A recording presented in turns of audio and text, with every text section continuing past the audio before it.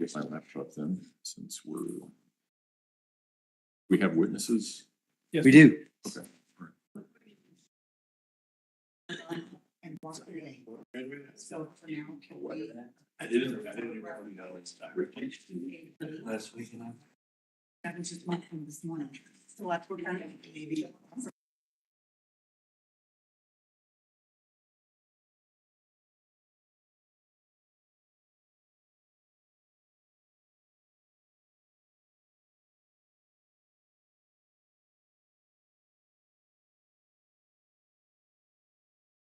All right, welcome back, you guys. They are getting ready to begin again. They're scheduled to start here in just a couple of minutes. All right, welcome back, you guys. They are getting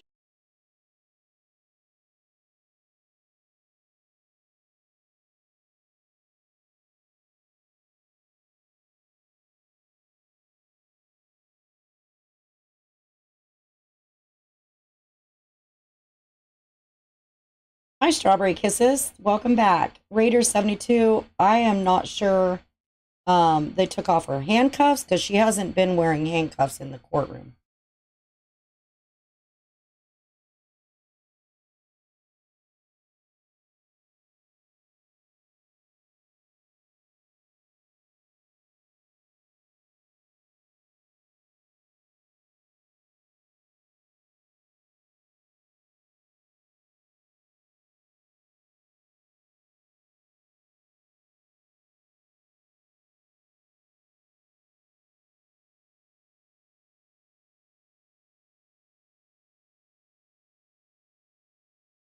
Again, we're just waiting another minute or so until the court resumes.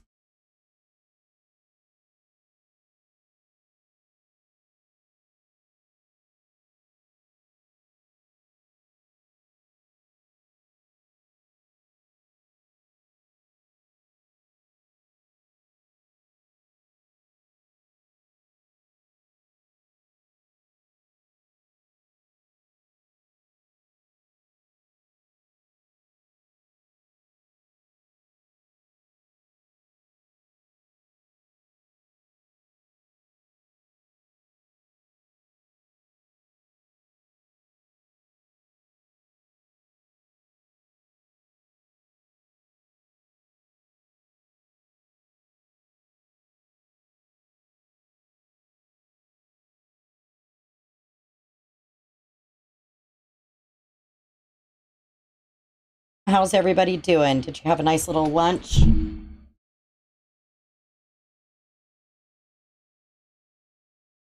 I went and did laundry and cleaned, so that wasn't too exciting.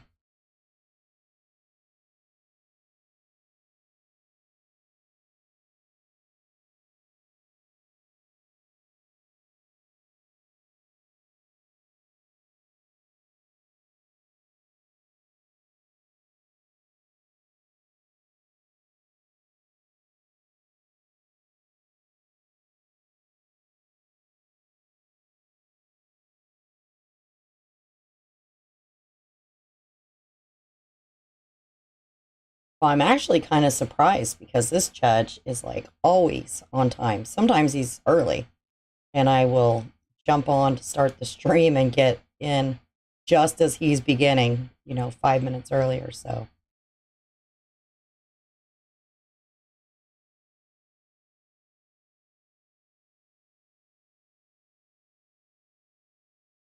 when they left off before lunch, they said that there's only 7 witnesses left for the prosecution, and 3 are local. So I believe it's those locals that will be testifying this afternoon.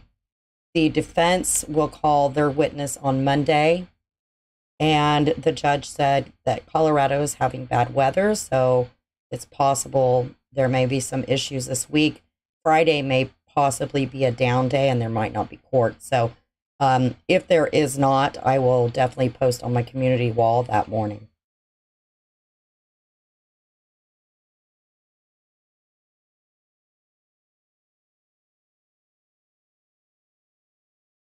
Go. Court will call 20 CR 1358, People versus Letecia Stauch. Record should reflect the jury is not present in the courtroom. Is there anything we need to take up outside the presence of the jury at this point in time? Prosecution? No, Your Honor, thanks. Defense? Nothing from the defense. Okay, let's go ahead and bring the jury in. Donna, that sounds amazing.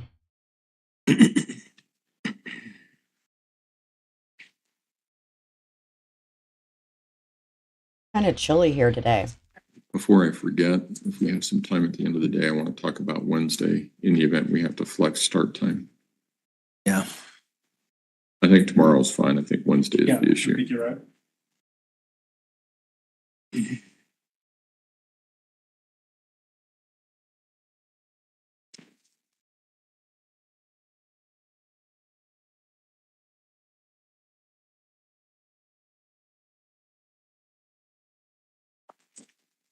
Strawberry Kisses, I don't think they're going to be able to prove her insane. I really don't. But I would be shocked, and I'm definitely excited for the verdict.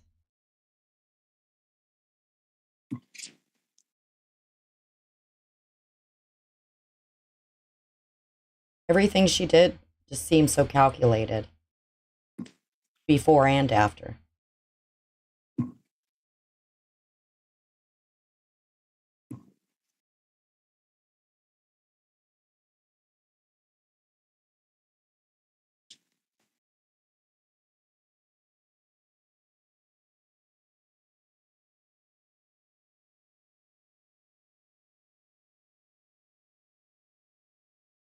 All rise for the jury, please.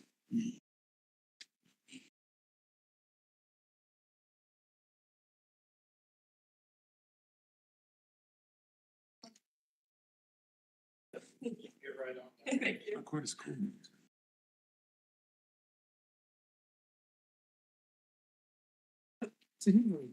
Donna, I said that earlier. Why doesn't she do braids or something? Got warm. Unless it's part of her whole trying to You may all appear be seated. Court insane will look. recall 20 CR 1358, People versus Letecia Stauch. It should reflect the jury has returned to the courtroom. Prosecution, call your next witness. Your Honor, people call Sherrie Holes to the stand. Ms. Holes, if you would step forward and raise your right hand, please, ma'am. If you swear or affirm the testimony about to give in this man will be the truth, the whole truth, and nothing but the truth. Go ahead and have a seat in the witness stand. Please watch your step as you step into the stand.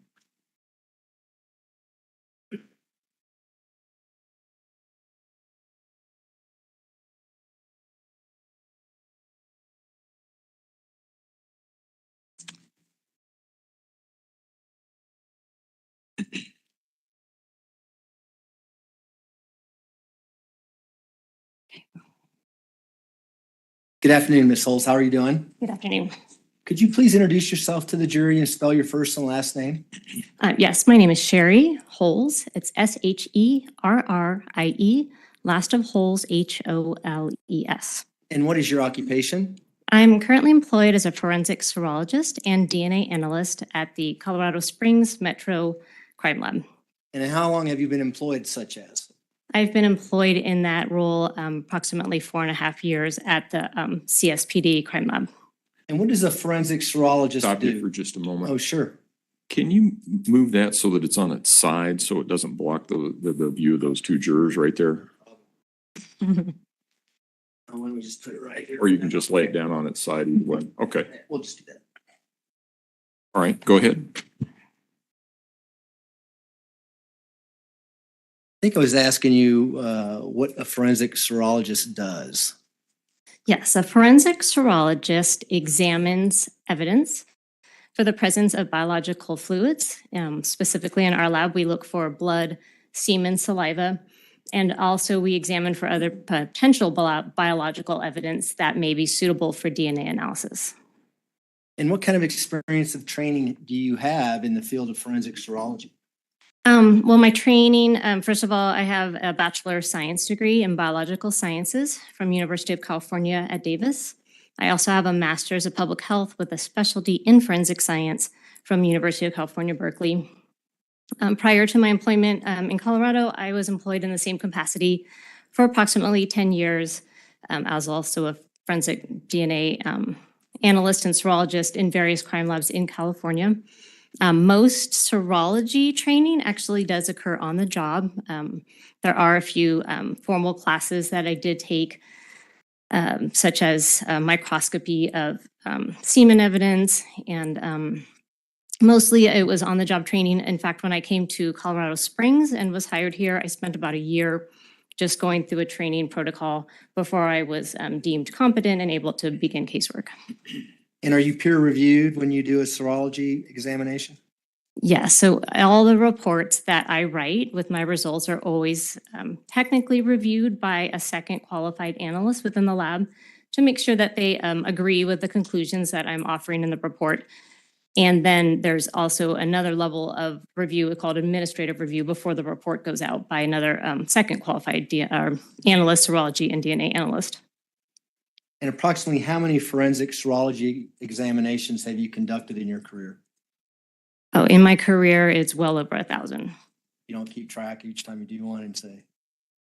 I usually average about 100 cases for serology a year. So over the course of almost 15 years, yeah, it's well over 1,000. That was a bad attempt to try. I'm sorry. Have you testified as an expert in the field of forensic serology in the past? Yes, I have. Approximately how many times? I've been qualified as an expert in this area approximately 40 times previously. And are those both here and in California? That's correct. At this time, we'd ask that the court qualify Ms. Holes as an expert in the field of forensic serology and allow her to render opinions in that field. Defense? No objection to her being qualified. Witness will be so qualified. Go ahead. So I want to kind of focus on your role as a forensic serologist here in Colorado Springs, the Metro Crime Lab. Were you asked to conduct several forensic serological examinations? Serological, correct, yeah. In this particular case of the disappearance of Gannon Stauch. Yes, I was. Could you give the jury a rundown on how you come about or how you became involved in this investigation? So when we get a request from an agency, in this case, the El Paso County Sheriff's Office, typically there's a couple of things that happen. One is they will write a cover letter with a description of the pertinent case details and some of the items of evidence that they would like examined. And then also typically there's a meeting between the submitting agency and our crime lab supervisor, our DNA technical supervisor, and they make decisions as to these are the items that we will accept and which what are the priorities on which items will be tested. And so is that common in any criminal investigation that the investigating agency will submit a letter asking you to perform analysis on certain items of evidence? I can't speak to how other laboratories and agencies do it, but that is what we request, just so that we have some background knowledge of, it helps us decide of the case, so that helps us decide which evidence are best going to answer the questions being posed in the case and what is most probative, in other words, offering proof in the case circumstances. And is it often in large investigations that you may actually meet with the detectives or other investigative officers to talk about what should be tested and why and that kind of thing? Yes, definitely they try to do meetings before the first request comes in, but often in a large investigation, there can be several meetings that occur over time as more investigative details come to light or more questions are being answered in the case. And that is what happened in this particular case. Can you describe that for the jury? Why did that happen in this particular case? I was not involved in the actual meetings that were occurring. That was our crime lab manager and the DNA supervisor. But from my understanding, as more information was coming to light in the course of the investigation, more questions were being asked, more evidence was being collected on multiple different occasions, which then was coming into the lab with a request for examination. And when you conduct your examinations, how do you get your results back to the investigating agency? So once we have, and when I have issued a report and it's gone through the 2 layers of review, it is then released to the investigating detective, the lead detective on the case from one of our administrative staff. And did you do several reports with regards to this investigation? Yes, in this particular investigation, I released 7 reports. And do you know why there were 7 different reports on, I'm assuming, 7 different dates? Again, I think additional items were being collected, additional questions were being asked as additional evidence was being collected and during the course of the investigation. So they didn't have all of the evidence or even all of the information from that very first request. So again, as they were having more meetings with our lab management, it was decisions were being made that we need additional items tested. And so what would be your role, just so you can explain to the jury, in the process of doing your analysis with regards to evidence in this particular case?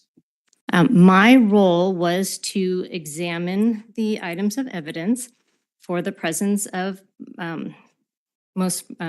mostly for the presence of blood, and then also for other potential biological material that may be there, and consolidate any swabs or cuttings that I take, as well as documentation of the evidence. Documentation is done through photography and from note-taking of my observations of the evidence. And then any samples that I deem would be suitable to go on for DNA analysis, I'm then consolidating into what we call a DNA packet. DNA packet is just an envelope that has numerous tubes that I've prepared. The tubes have little pieces of cuttings or little swabs from the various items of evidence. Then that will go forward to the next step, which is the DNA analysis. And with regards to this particular investigation, you indicated earlier that you may have been looking for blood or the presumptive presence of blood in these types of items. How would that impact your DNA packet, or whether or not you created a DNA packet with regards to what the results of your blood test was? So when I am looking for blood, that's always starts with a visual exam. If I see staining that is consistent with visually looks like blood, we then do a chemical color test. It's a presumptive test for blood, meaning it's not a confirmatory test for blood, but it does indicate the presence of that. If I have a stain area that looks like blood, reacts to that chemical presumptive test, I typically will take a small cutting or a swabbing of that stain, trying to preserve additional stain, not take the whole sample when I can. And then that would go into a test tube. That test tube then goes into the DNA packet. I also do what we call trace swabbing, and trace swabbing is areas that may contain DNA cells or cells that have DNA. So many of our tests are so sensitive now in DNA analysis that we don't actually need to have a stain present. We can also get a DNA profile from just a very small number of just cells. Cells can be deposited just through touch or from wearing clothing, that kind of thing. So some of my serology examination is also doing trace swabbing. So areas in which I don't actually see a stain, but may be interested in DNA results from maybe through someone having touched an item per se. Okay. And we'll get to those as we go through the individual items. Did you have several individual physical pieces of evidence that you examined and performed a serological examination on those items? Yes, I did. And would you also receive swabs from various areas of a residence 6627 Mandan Drive here in Colorado Springs? Yes, I did. And would you, when you received all these items, were they all sealed in a protective way so that you know no one touched them in between the last person who opened the item? Yes. And rather than go through that with each item we go through, every item you looked at was sealed when you got it? Yeah, if anything is not in a sealed condition, I note it, but I do not remember receiving any items in an unsealed manner, no. And when you create a DNA packet, do you also seal that item and preserve it in a way so that the DNA will not be impacted? Yes, I do. My envelope that I create that has all the little tubes from the cuttings and swabs, that gets an evidence tape seal once it's ready to go forward, and it's stored frozen for further analysis. And is that why we don't admit them here in court, because they need to stay in the freezer, that kind of thing, to preserve that DNA? Yeah, they are best maintained in a frozen manner, and literally, it's just an envelope with the tubes inside. So it's best just not to bring it to court at all. So to your right are a series of exhibits. And I'd like to go through these one by one, as painfully as that sounds, but I think we can go through it fairly quickly. The first exhibit that you'll see in that box on that table is Exhibit 182. Could you pull that out and tell us what that is?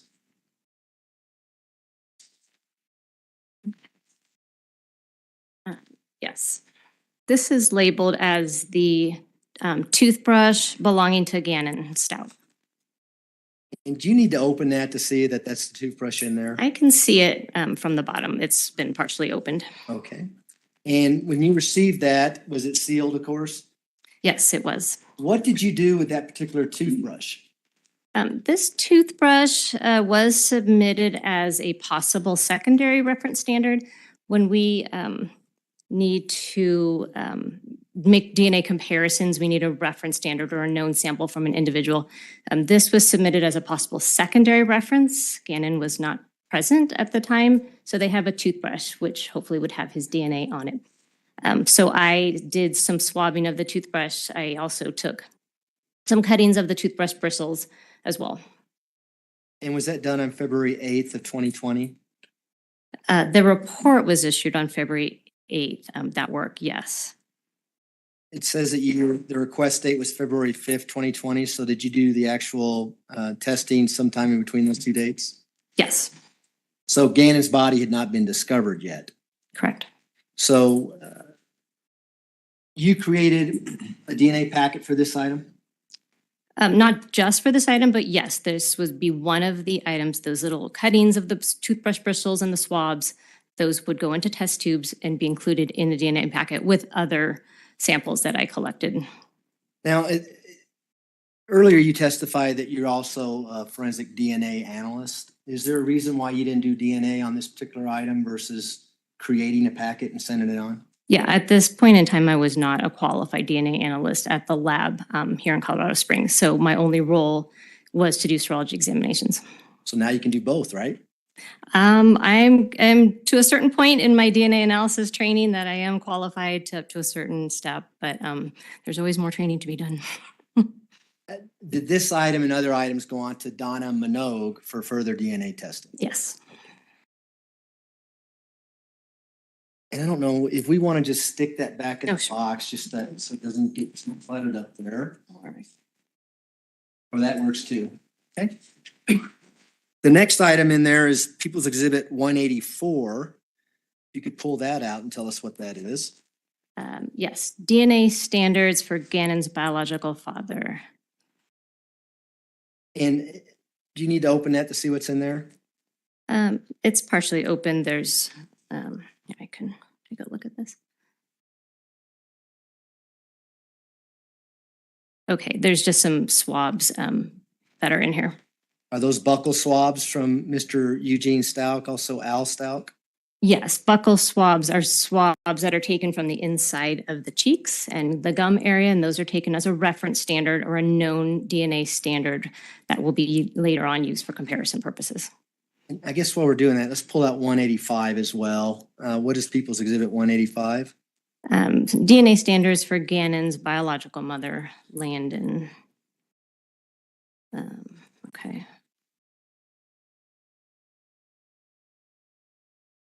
Yes, this also contains 2 sets of swabs. And so are those buccal swabs as well from Gannon's mother? Yes, these are buccal swabs also collected as reference standards from Gannon's mother. Now, we're doing this together, but I'm assuming when you conduct the test, you're doing things individually, right? You're not mixing and matching items of evidence? So we have yes, that's correct. We have a very set process on how we examine items of evidence in the lab. We always, before we even start any examination, we do a thorough cleaning of our workspace using bleach. We know that DNA, because it's so sensitive, our testing procedures are so sensitive, they are prone to contamination. So we have to be very careful, make sure we don't leave our own DNA on any evidence. So that involves wearing protective face coverings and hand coverings and gloves, hair coverings as well. And then we also want to make sure that there's no contaminating DNA on our work surfaces. So those are always bleached down in between every single item of evidence. We always lay out a fresh piece of like white butcher paper, so the evidence actually doesn't even touch any of our work surfaces. Any of our implements are cleaned as well. And then we always look at the order in which we look at items of evidence is also important. We try to look at evidence items that may have potentially low amounts of DNA before we would look at evidence items that have high amounts of DNA, something that would be very bloody, would have an expected high amount of DNA. We wouldn't want that to contaminate our work surfaces at all. So the order in which we examine is important. And then lastly, we always look at reference samples last, after looking at all the other evidence items. And with regards to People's Exhibit 184 and 185, what did you do exactly to create a DNA packet for those two buccal swabs? So the buccal swabs, individually, of course, one by one, examining those. My role was just to take a portion of one of the buccal swabs. I essentially it's like a long Q-tip, like a Q-tip head with a long stick. That's what the swab is. And I just take a sterile scalpel and I just portion off one part of the swab. That goes into a sterile tube, which is then labeled with the associated barcode number that we've given it. Then that tube is that I've created goes into the DNA packet. And I'm referencing your February 8th, 2020 report, if you need to refresh your recollection. But do you recall looking at a piece of tan carpet that was rolled up inside of another piece of carpet that was found in the storage room at 6627 Mandan Drive? Yes. And what were you looking at in regards to that carpet? So I was looking for the possible presence of blood. Did you see with your eye the presence of possible blood? I did. And what did you do upon seeing that? So once I visually see staining that looks like it may be blood, I then do the chemical color presumptive test, which was positive for the presence of blood on the carpet. And then I do, actually on the back of that rolled up piece of carpet, I then swabbed a portion of that potential blood staining so that portion of that swab can go in the test tube and then into the DNA packet for further analysis. And do you have People's Exhibit 386 there next in the list? Yes. What is People's Exhibit 386? Let's see. This is 3 sets of possible blood swabs. And what are those blood swabs from? Does it indicate on the envelope? It does, yes. These were identified using placards A, B, and C, collected from the stairs and the floor of the garage. And so, what are these? Are these Q-tips or am I being too general here? It's very much like a Q-tip. Their swabs come in sterile packaging. So typically there's a sterile wrapper, and within there 2 swabs that they are, when our crime scene investigators are collecting these, they would open up the sterile packaging, take out these 2 swabs, which look like a Q-tip, but they have long wooden sticks. And then once they're finished swabbing these particular areas, they go back into the individual swab wrappers, and that's how I receive them. This one has 3 sets, meaning there'd be 3 separate collections then contained within this outer envelope. Are the 3 sets labeled in a particular way? I'm gonna need to refer to my notes.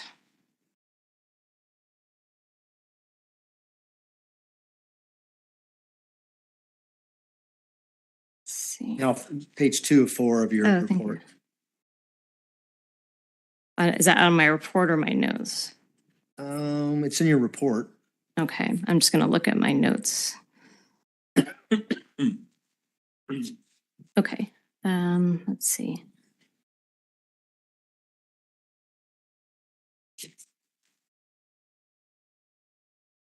Okay, so they actually, inside the outer envelope, inside there was 3 smaller tape sealed manila envelopes. And each of those were labeled with either an A or a B or a C to indicate the placards that they had used while they were collecting the evidence. And does it say where these placards were located within the residence? Let's see. Was it in the garage? I'm just, Yeah, so the outermost barcode label, which they put on here, says from the stairs and the floor of the garage. so with regards to these placards, if the jury wanted to, they can look at photographs and go to the garage and look for placards A, B, and C, and that would reference the swabs that we're talking about? Yes, correct. So what did you find with regards to placards A, B, and C, or at least the swabs from those areas in the garage? So each of those swabs did show kind of a reddish discoloration, each set, A, B, and C. And I did my chemical presumptive testing for each set of placards A, B, C, and all were presumptive positive for blood. And did those get forwarded on for DNA analysis? Yes, portions of the swabs were then cut and placed into test tubes, forwarded for DNA analysis. Okay. I believe the next one, the Honor, if I may have permission to look for an exhibit.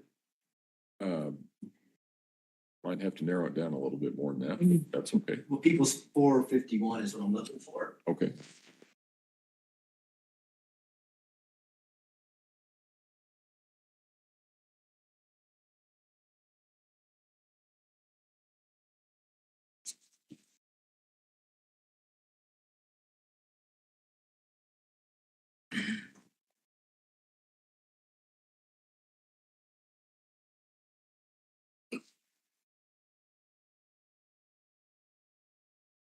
Let me show you people's, that's in admitted evidence 451. Do you recognize this item? I do. Okay. Do you need to look at that further?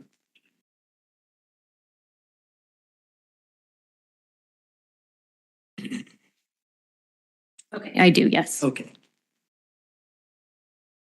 Obviously 451 is a piece of carpet, right? Yes, that was a carpet, correct. Carpet 1 is how they designated that one. While I'm up here. What did you find in people's exhibit 451? That piece of carpet, there was staining observed on both sides of the carpet that was presumptive positive for blood. And did you forward that on for DNA analysis? I did, yes. Or not the whole carpet. I did take samples from the carpet. Now, people's exhibit 503, in your report, it's labeled as 6839 SW2-01 period 01. Another piece of carpet. Do you recall seeing that? So let's see. Carpet 1 is that item number that you just described. There was a second carpet, carpet 2, that was 6839 SW2-04.01. Is it a different exhibit that you're referencing? Yeah, I think 451 was a different one. So let me show you that again so you can look at the lab number. Okay.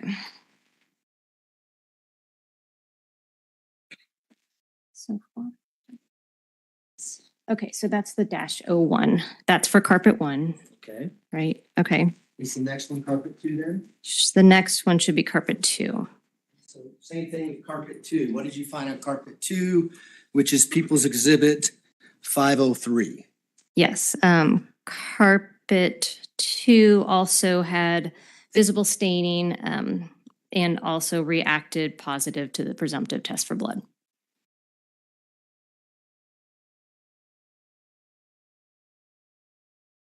And did you also look at the foam padding associated with people's exhibit 503? Yes, I did. And what did you find in the foam padding of people's exhibit 503? Also, foam padding had visible staining and was positive for the presumptive presence of blood. The next exhibit in the box to your right should be people's exhibit 512. Can you pull that out? Yes. What do you see in people's exhibit 512? This one is labeled as the electrical outlet cover with possible blood. And it says collected from southeast corner of southeast room, child room of basement. And what did you find after, did you conduct a presumptive test for blood on that item? I did. I noted some visible staining on the electric outlet cover. I did the presumptive test for blood, which was positive.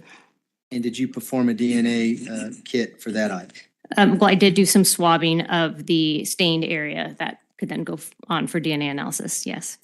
And so do you do that, for instance, if it's a physical piece of item that may have blood on it, would you actually swab the blood versus a CSI at the scene swabbing, like the garage floor that we already talked about?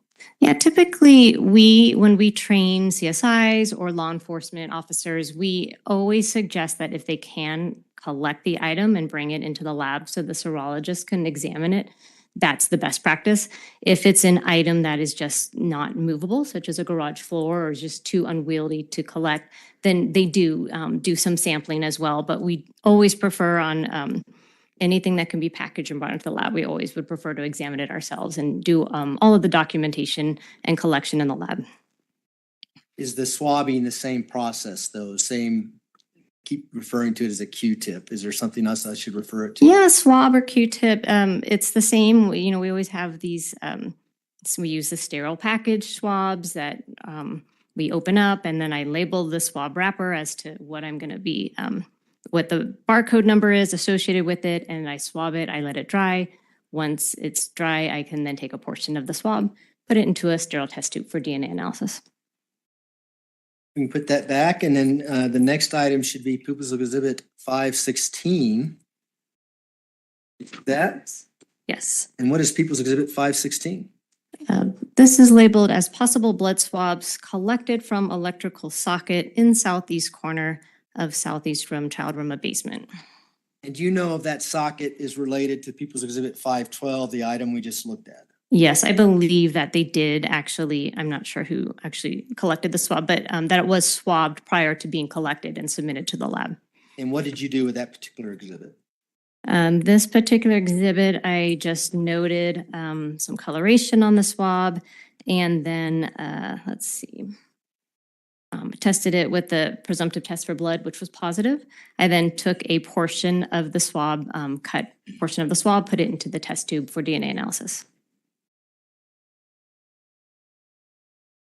The next time I want to talk to you about is in your report. It's People's Exhibit 504, but in your report you label it as Carpet 2. Does that refresh your recollection a little bit about the three different carpets you looked at? Okay, yes. So there was a carpet 1, there was a carpet 2, and then there was an unlabeled carpet rug. So, Right. Okay, Right. yes. So what did you find with regards to People's Exhibit 504, what you have labeled as Carpet 2 in your report? Again, visible staining was present on the carpet. The chemical presumptive test for blood was positive. And did you forward that on for DNA analysis? Yes, samples were taken on carpet 2 from the back side of the carpet. Swabs were taken, cuttings were taken, and even some of the stained fibers were taken, all to be forwarded for DNA analysis. Did you do the same for the padding that was related to Carpet 2, People's Exhibit 504? Same process, did a visual exam, noted staining, which was presumptive positive for blood, and again, took a small cutting of the stained area that could be forwarded for DNA analysis. And with regards to Carpet 1 and Carpet 2, do you know where this carpet came from with regards to 6627 Mandan Drive? They were labeled as coming from the southeast room, also known as the child's room in the basement. That been Gannon's room, or did you know? That's my understanding, that they were from Gannon's room. Was it your understanding that there was a large area of blood in the corner of his room underneath his bed? Yes. I now want to turn to your February 28th, 2020 report. And I believe the next item in the box will be People's Exhibit 371. Is that right? That's 378. Do you see 371 up there? Oh, I apologize. 371 is defendant's buccal swabs. Do you recall getting defendant's buccal swabs? Let's see. Were they part of a kit? Well, they're currently admitted into evidence, but they're in a freezer somewhere. So I did actually get buccal swabs. They were part of an evidence collection kit taken from Letecia Stauch, which had fingernail scrapings and a buccal swab. So I did portion out some of the buccal swab from Letecia Stauch for DNA analysis. Okay, and that went on to Donna Minogue's analysis? Correct, All yes. right. So now let's go to the shoes that you have there. People's Exhibit 378. Are those the shoes you looked at? Yes, they are. Is that People's Exhibit 378? Correct, yes. Now, earlier you testified about swabbing for DNA for the presence of things that are other than blood. Did you do that with this particular item? Yes, I did. Again, we call that trace DNA swabbing. It's in areas that we don't see staining, but we may be interested in any, say, skin cells that may be left by, in these cases, shoes, maybe someone who wore the shoes. We could potentially still get DNA from swabbing, in this case, the inside soles of the shoes. And so can you demonstrate, I know the shoes are in plastic, but can you kind of demonstrate for the jury where you swab these particular shoes in the hopes of finding DNA for the owner of those shoes?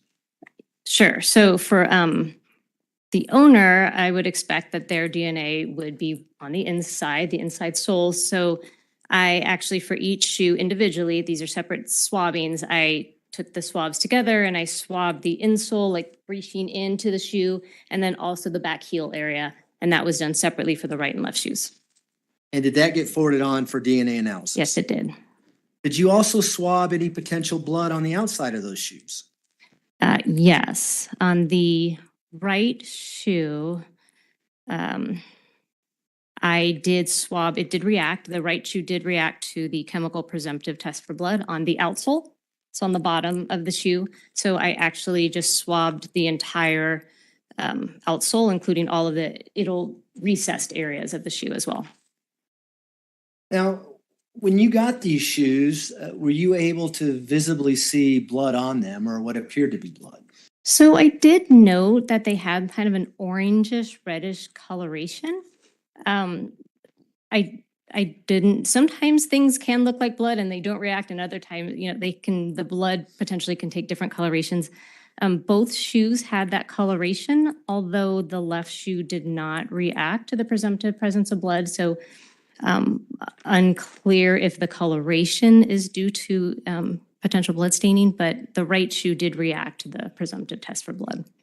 And what happens to blood if you put shoes in a washing machine and run the wash? So what happens to blood? So blood obviously is going to, for the most part, be washed off, but within blood there are cells. And cells can sometimes survive washing. We do know through actual studies that have been published that some DNA can survive washing. Of course, some would be lost to the wash process, but depending on various factors such as what type of substrate or surface the DNA was deposited on, what type of wash cycle, what type of detergents, or even if bleaches were used, those are all going to impact whether or not we would get recoverable amounts of DNA from something that has gone through the wash. When you received these shoes, did you notice anything that was consistent with them being run through a washing machine? I actually did note for these shoes that they had a strong, what I called clean odor. And yet you still saw some discoloration that appeared to be blood to you on these shoes? I did note discoloration on the soles of the shoe, the outsoles, and that's where I focused my attention as far as presumptive testing for blood. And was able to find positive results on the outsole of the right shoe. Did you also receive a swab with regards to this case, which is People's Exhibit 246? Should be in that box there.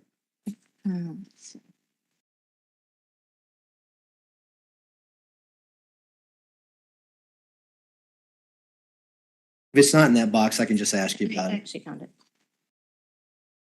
Okay. What is People's Exhibit 246? This is labeled as package of 2 swabs for woman's black and white Nike shoe. And then there's some indications on the bottom, handwritten, swabs from Nike shoes, laundry room, right shoe. And so are those consistent with People's Exhibit 378, the Nike shoes that you just talked about? Yeah, they actually were swabbed prior to being submitted into the lab. The outsole was swabbed. And did you submit that on to DNA analysis? I did this, I believe I actually tested it for the presumptive presence of blood. I did, and that was positive. So yes, and then a portion was submitted on for DNA analysis. You need help getting rid of some of those No, exhibits? I got it. Next one to go to People's Exhibit. Well, before we leave 378, did you talk about all the areas you swabbed, both outside and inside of the shoe? Let me just refer to my report. Okay, so the right shoe, I did swab the entire outsole of the right shoe that had reacted positive for the presumptive presence of blood, even in all of those little recessed areas as well. I did swab the right shoe lace as well. And then I took the trace swabs that we talked about for wearer DNA on the inside sole and the inside back heel area. The left shoe, I did not get any presumptive positives. They were all negatives. So I only did those trace swabs on the insole of the left shoe.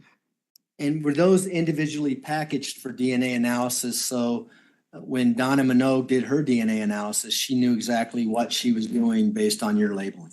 Yes, I always label the swab wrappers with what I'm collecting. And then also the test tubes get the same itemization as well.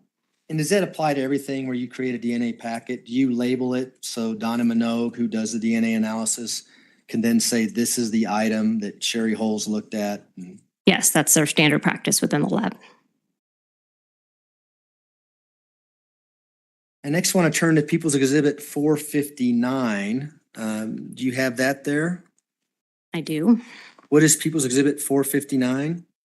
This is labeled as swabs of Blue Star presumptive positive reactions in garage and laundry room of 6627 Mandan Drive. So what is the Blue Star? I know the jury has heard a lot about Blue Star, but what does Blue Star mean to you, and how do you treat that differently? For instance, a swab that says blood on the garage floor is A, B, and C said. Sure. So Blue Star is another chemical presumptive test. It works in very much the same way as the chemical test I'm using in the lab. I use a different one, but it has the same process. Blue Star is used by our CSIs out at crime scenes, and it's typically used in areas in which they suspect there might be blood, or they're looking to see if there's blood, but it's really not visible to them. And they can spray this reagent onto an area. It will react. It's very, very sensitive. It will react even if an area has been cleaned, potentially. So it's chemiluminescent. Usually that's something that they do in a darkened room, and it's much like luminol. It glows, and they can take photographs of areas that are reacting. When they find a Blue Star positive area, then they swab it for us, and they submit it into the lab. But because it's already gone through a chemical presumptive test, they don't need to now repeat another chemical presumptive test. It's already reacted positive to the Blue Star. It's the same process that my test would do. So when I get something labeled as Blue Star positive, my role is typically just to, like in this case, these are swabs, just go ahead and collect a portion of the swab into a test tube and forward it on for DNA analysis. And is that what you did with 459? Yes. And did you do that with everything that was labeled Blue Star, at least swabbing of the Blue Star? When things were swabbed, yes, there were a few items, larger items that said Blue Star positive that I did still, like carpeting. I did still do a visual exam, but swabs, I just took a portion. I didn't do further chemical presumptive testing. So with regards to People's Exhibit 518, which should be the next exhibit, did you do the same things with that particular item? Yes, this is labeled swabs of Blue Star positive reactions from the staircase between the main level and basement of 6627 Mandan Drive. Again, my role was just to take a sample using a scalpel, take off a small portion of the swabs, put them into the test tubes. Is that 518 you're looking at? Yes. Okay. And so let me, if I can approach her. You may.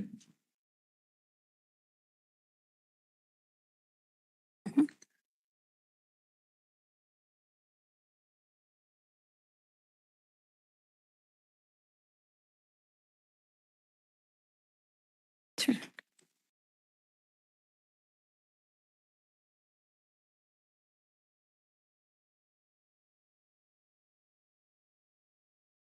Let's now jump to your March 17th, 2020 report. And I'm going to hand you what's been admitted into evidence as People's Exhibit 423. Yes. I can just hold it for you if you like. Okay. Do Yes. you recognize that? I do recognize the label on it. I did not package it in this packaging, but yes, I recognize this is a plastic tub and lid with possible blood. Did you examine this item? I did. Do you need to open it to look at it? No, I don't. Do you need me to open it? No. All right. What did you do with People's Exhibit 423? This item was examined for the possible presence of blood, so I did do some visual examinations. That's how we always start all of our serology. And I did note that there was some red-brown staining on one short end of this plastic tub, on the tub and on the lid. I then did my chemical presumptive tests for blood, which were positive. I then took a number of different collections, swabs of these different blood stains or potential suspected blood stains, and those were then forwarded for the DNA analysis. Can you just generally describe where you swabbed this item and how you labeled it for DNA analysis? Sure. I collected, one collection was swabs of a suspected blood stain on the outside lip of the lid, short end of the tub with the label, meaning there was actually a sticker label on the tub. So I was differentiating that side from the other side, which did not have a sticker label. Second collection was swabs of suspected blood stain on outside corner of lid, short end of tub with label. The third collection was swabs of suspected blood stain on outside lip edge and side of container, short end of tub with label. And the fourth collection was swabs of suspected blood stain on the inside corner of the lid, short end of the tub with label. And again, Donna Minogue would be able to know exactly what she's testing based on your labels. Correct, yes.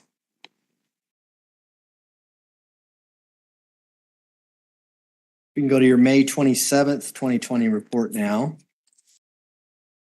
And I'll have you look at People's Exhibit 278, which should be in that box next to you there. Do you have that? I do. What is People's Exhibit 278? This is labeled as one package of 2 swabs from the bed located on east wall of Gannon's room. Did you test that item for blood? I did, yes. And what was your results? Presumptive positive for blood. And did you forward that on to DNA for DNA analysis? Yes, I did. Did you also conduct analysis on other swabs within that People's Exhibit 278? This is one package of swabs. There was a separate item submitted called additional package of swabs from bed. I don't believe it's contained within this exhibit, but there was a separate item, which we have a separate barcode for, also from the bed, also positive for blood, or presumptive positive for blood. And did that also go on to DNA analysis? Yes, it did. How about People's Exhibit 191?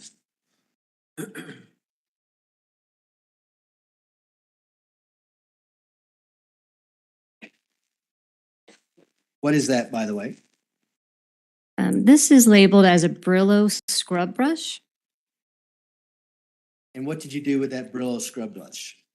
I examined it visually for the possible presence of blood. I did note some staining on the brush, and I was then able to do get the positive presumptive test for blood, and then do some collections of the staining that could go for DNA analysis. I'm assuming you forwarded that on to DNA analysis? I did, yes. Where did you see, where did it test positive for blood on that particular item? Do you have that in your notes? I do. This particular item tested positive on this kind of, oh, actually you can see it. It's kind of a flat type scrub brush with a handle. It tested positive on the flat surface on that back side of the brush. And did you see any indication that this item may have been washed? May have been washed. Let me check my notes.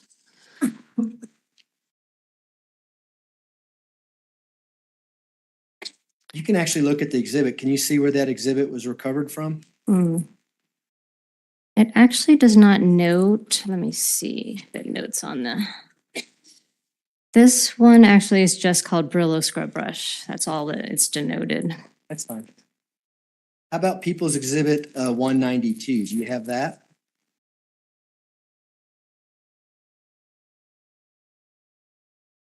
I do, yes. What is People's Exhibit 192? This one is called a blue and white scrub brush. Okay. Go ahead and tell us what you did with that. So also visually examined and did note staining on this scrub brush, which was positive for the presumptive presence of blood. I then was able to collect stains from 3 separate collections. I collected from the base of the scrub brush head, between and on the bristles. Suspected blood stains were also collected from the back of the scrub brush head, and suspected blood stain was collected on the actual scrub brush bristles themselves. And did that get forwarded on to DNA for DNA analysis? It did, yes. How about People's Exhibit 193?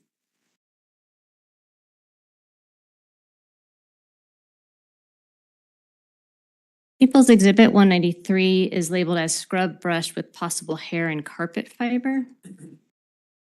What did you do with that particular exhibit?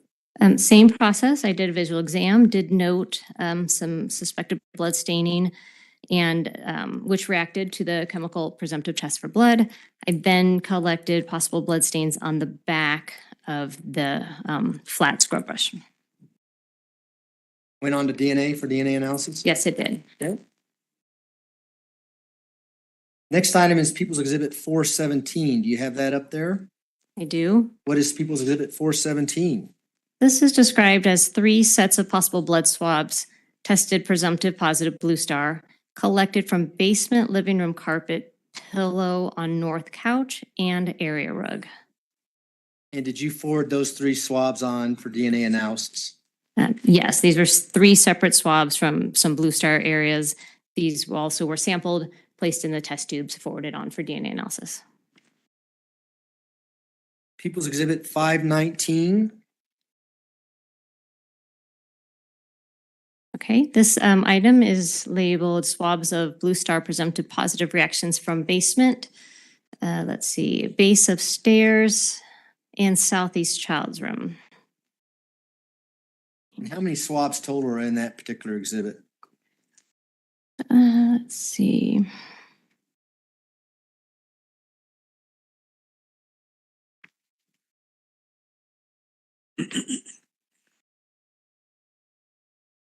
This particular exhibit has, let's see,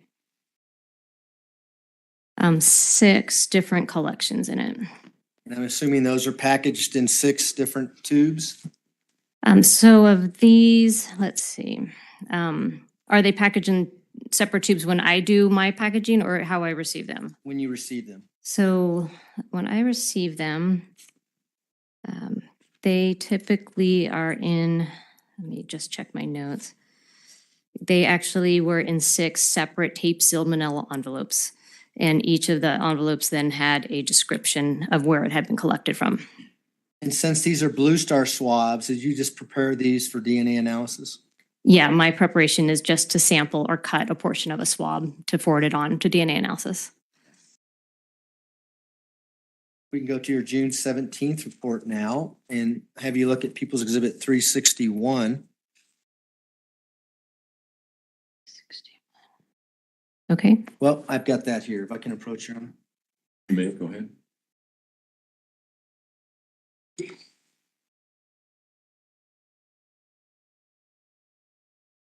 I'm going to pull out a suitcase that's been entered in evidence and People's Exhibit 361. Do you recognize this item? I do. You need to put some gloves on. I Oh, probably should put some I have on. gloves. Yeah. Because I'd like to have you demonstrate where you swab this particular item, okay? Sure.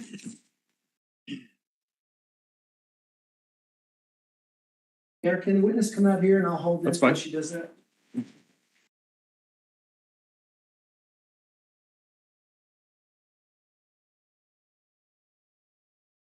So, did you swab this item for blood? I did on the inside of this.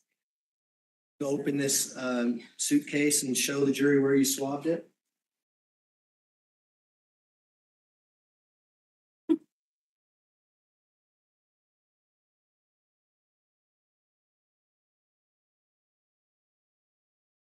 I noted staining in this area, this reddish brown staining, which did react to the presumptive test for blood, and this was the area that was swabbed. You'll see staining there. I can't.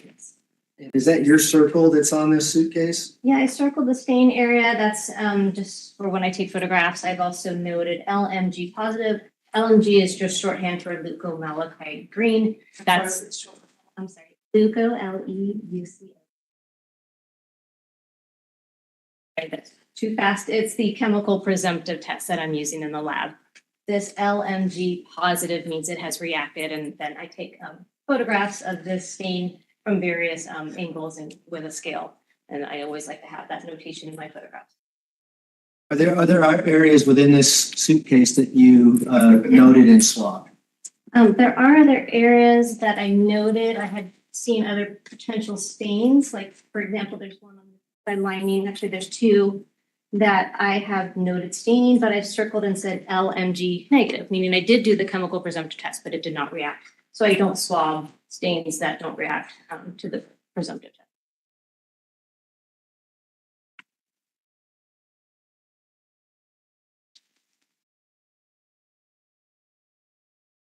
I'll be back just afterwards. That's fine. Did you forward these swabs from the suitcase on for DNA analysis? Yes, I did. Did you also look at a blanket, People's Exhibit 365? I did, yes.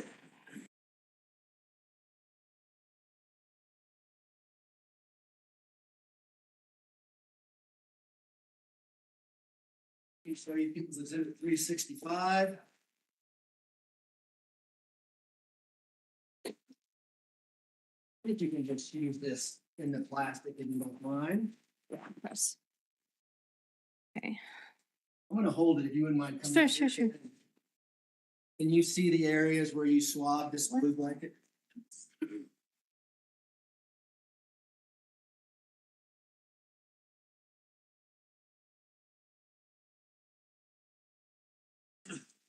On the other side? One on the dark blue side, on the light side and the dark side. Okay. Yes. So right here. Yeah, that I can see it on this. And I'll hold it while you point things out for the jury. So I examined the entire blanket and I did note in this area right here. And there's kind of some reddish brown staining, which I circled, multiple different stains that did react to that presumptive test for blood. So I actually took, you can kind of see these tiny little squares. That's where I took cuttings from this. Because it's together, I was able to combine those into one test tube. And so that's the only area sampled on the blanket for DNA. Did that test positive for blood? It did. Do you know whether or not this blanket was inside this suitcase when it was recovered? Yes, I did put that in my report. Blue blanket recovered from within suitcase.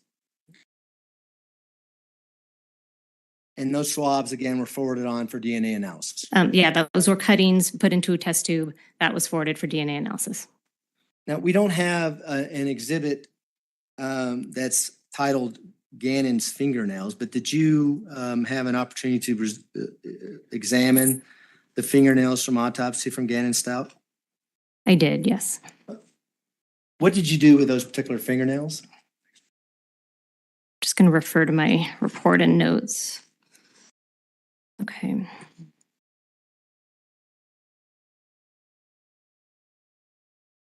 So of the right hand, I received 2 entire fingernails.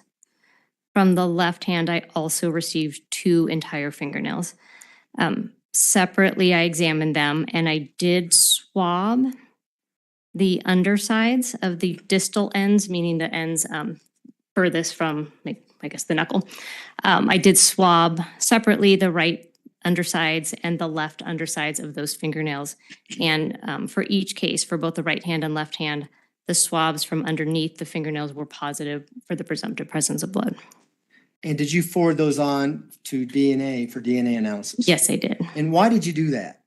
Why did I forward or why did I swab? Why were the fingernails that we knew came from Gannon forwarded on for DNA analysis? Do you know? To look for the presence of possible foreign DNA, which may be on the fingernails.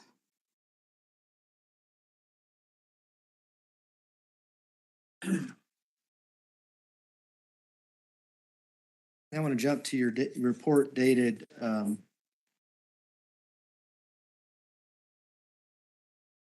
March 17th. And do you have People's Exhibit 194 up there?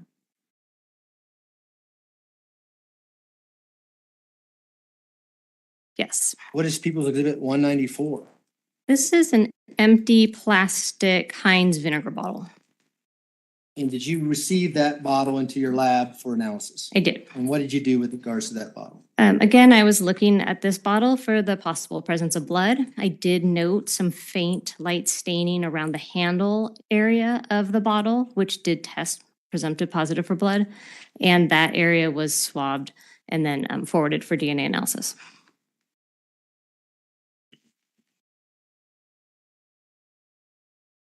You have People's Exhibit 435 up there?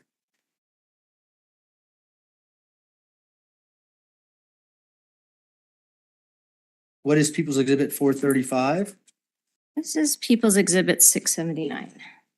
Okay, that's the next one. I Let don't me see. have any more exhibits in here.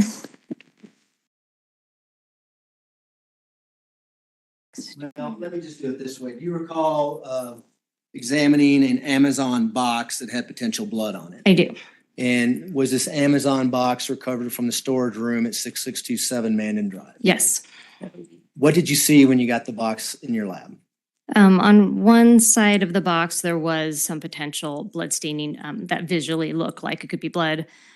And I did do the chemical presumptive tests, which were positive for those stains on one side of the box, on the exterior side. And did you forward those swabbings of those stains onto DNA for DNA analysis? Yes, I did swab the stains and those did go on for DNA analysis. And are they labeled in such a way that Donna Minogue would know where they came from once she got them? Yes. Okay. With regards to People's Exhibit 679, which I think you said you had up there, Okay. what is that and what did you do with it? This is labeled as white bed sheet with blue sharp print and hair and fabric received from laundry basket in closet of southeast basement bedroom. This particular sheet, I did look, do my visual exam. I did note one stain that did react to the presumptive test for blood. And I took a cutting of that suspected blood stain on the bed sheet.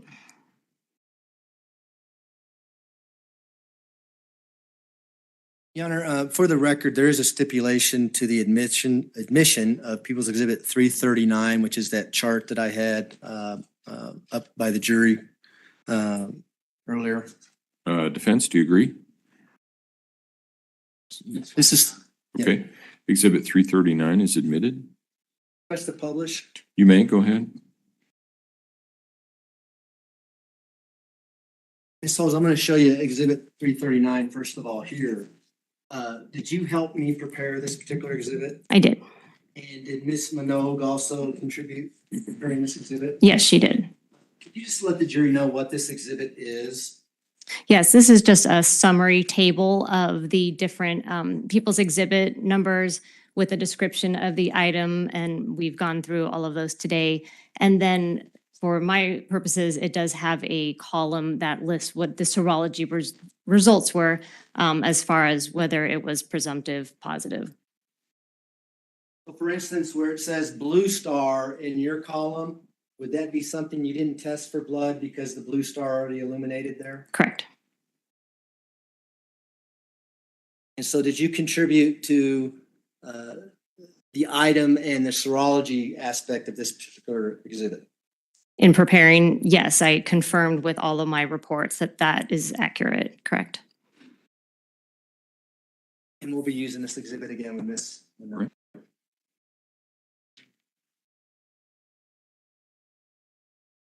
I don't have any further questions, Your Honor. Thanks. Cross-examination, Mr. Cook. I don't have anything. Thank you. Do any of the jurors have any questions for Ms. Holes? All right, thank you, ma'am. You may step down. Thank you.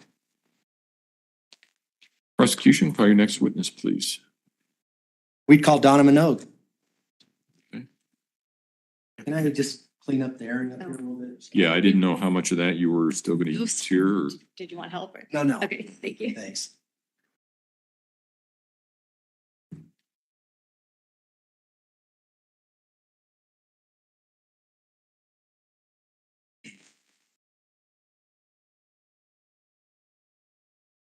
Ms. Minogue, if you would step forward and raise your right hand, please, ma'am.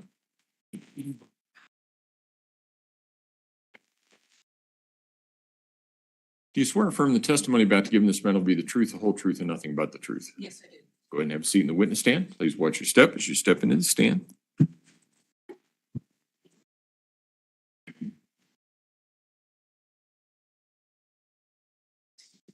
afternoon. Good afternoon. How are you doing? All right. Could you please state your name, spell your last for the record, and introduce yourself to the jury? My name's Donna Minogue, and my last name is spelled Manogue. I'm currently a DNA analyst and serologist with the Colorado Springs Police Department Metro Crime Lab. How long you been a DNA analysis? Analyst. Is that how you say that? Analysis, yes. Analyst, actually. Analyst. Got that all wrong. That was fast. Yeah. Fast. I've been a DNA analyst since about 1999. Prior to working here at the CSPD Crime Lab, I retired from the Albuquerque Police Department Crime Lab doing the same type of job. And how long have you been in that particular field prior to that? I've been in the field of forensics for a little over 35 years, but in terms of serology and DNA, I would say since 1986. What kind of training and experience do you have in that field of forensic DNA analysis? The training experience that I have, again, is about 24 years, about close to 30 years in serology and DNA analysis, both with the Metro Crime Lab here and with the Albuquerque Police Department. Prior to this, I have experience training. I have on-the-job training by a qualified analyst in both locations because each location requires you to train in their particular procedures. It took about 2 years to train at Albuquerque Police Department because that's where I started. And it was probably about 4 to 6 months to train and come up to speed on their procedures here. And do you have continuous training going on now every year? I do. We are required by our accreditation board and our quality assurance standards to have at least 8 hours of training in developments in DNA, and I generally accrue about 40 to 60 hours a year. And tell the jury a little bit about your educational background. I have a bachelor's degree in biomedical sciences I earned in 1981, and then I have a master's degree in the same field I earned in 1983. I also have continuing education beyond that, academic education in terms of extra additional classwork that I took to help bolster my job qualifications in my prior years of employment and in my employment here. And have you testified as an expert in the field of forensic DNA analysis in the past? Yes, I have. Approximately how many times? I'm going to say approximately 30 times here in El Paso County. I've testified probably over 100 in Bernalillo County. That's New Mexico, the county I worked in. And I've testified once, actually just once in federal court in California. At this time, we ask that the court allow Ms. Minogue to be qualified as an expert in the field of forensic DNA analysis and render opinions in that field. Defense? No objection, Your Honor. The witness will be so qualified. Go ahead. The jury's heard a little bit about forensic DNA analysis, and it was from an expert from Florida. Okay. So can we give them the Colorado version of what forensic DNA analysis is? Should be pretty similar. When you do forensic DNA analysis, you're looking for a transfer of body fluids from either an item to a scene to an item, person to person. So we're looking for a transfer of DNA that is contained in the cells in the body. You say cells from our body. What kind of fluids do we get our DNA from? You can obtain DNA profiles from almost any body fluid. Saliva and blood and semen are the most common, but you can also obtain DNA profiles from things like sweat and urine. Blood? Yes, did I not say blood? I don't know. Blood, semen, and saliva. I thought that was my first. It's been a long day for me. I apologize. Yeah, well, my fault. No question about that. I want to talk about this case, the people of State of Colorado versus Letecia Stauch involved in this investigation. I was, yes, in terms of doing the DNA laboratory work. I want to talk about known profiles first. What's a known profile? A known profile is when you obtain a sample. It can be either a blood sample or it can be a saliva sample from an individual. So you're collecting it directly from them. So you know what their DNA profile is when you analyze it and obtain the profile. Can you just let the jury know what a DNA profile is? A DNA profile is a graphic representation of your genetic information at the locations that we examine in our laboratory. And so how do we obtain these known profiles in a forensic setting in a criminal case, in criminal investigation? They're obtained, essentially an investigator will provide known samples and they will be submitted to evidence. And then if it's on a request that I receive, I will analyze that. Have you received things such as buccal swabs? Yes, I have. And is that a common way to develop a known profile for an individual who's alive, for instance? That is a very common type of sample, yes. And did you receive buccal swabs in this case? I did, yes. We're going to talk about those later on, but I really want to talk about, at least start out talking about how you were able to develop a profile for Gannon Stauch, especially before his body was discovered. Could you tell the jury about that? Yes, because we had no body to source a profile from. I was provided with items that were common, thought to have been used by him.